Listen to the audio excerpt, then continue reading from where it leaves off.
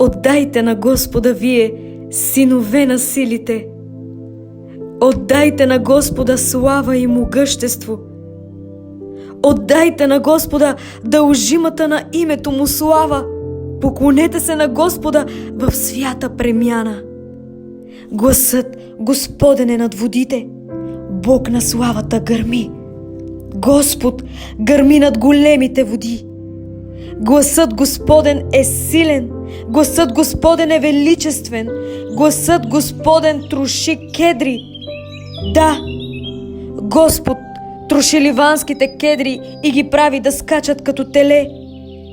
Ливан и Сирион като див вол в младостта си.